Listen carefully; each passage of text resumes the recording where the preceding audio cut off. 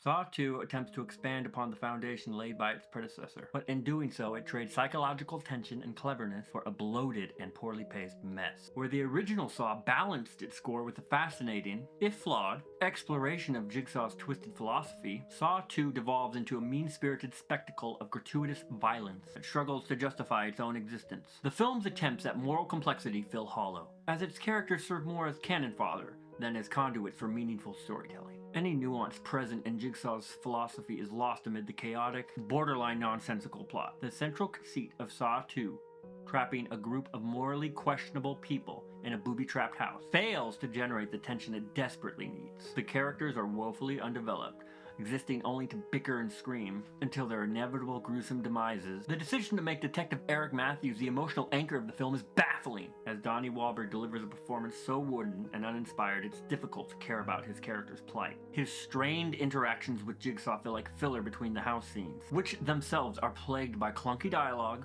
irrational behavior, and an overwhelming sense of repetition. The traps, which should be the film's saving grace, are more shocking than clever. While the first Saw created scenarios that forced its victims to make agonizing moral decisions, Saw 2 opts for pure shock value, offering little in terms of psychological depth. Take, for example, the infamous Needle Pit.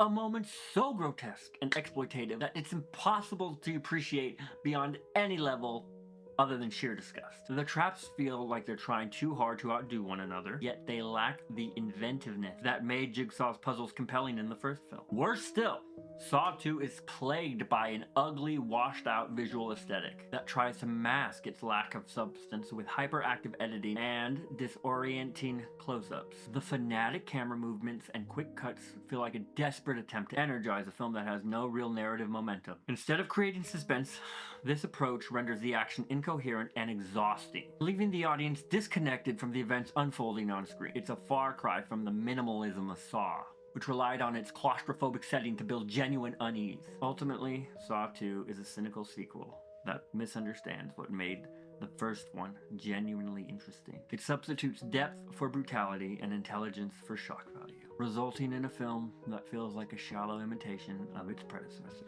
By doubling down on gore and abandoning any pretense of psychological complexity, it squanders its potential and leaves the audience with little more than a headache. For a franchise that claims to be about valuing life, Saw 2 is strangely devoid of anything worth cherishing. Alright, horror fans, that's a wrap. If you enjoyed the video, don't forget to give it a thumbs up, share it with anyone who loves horror, and stab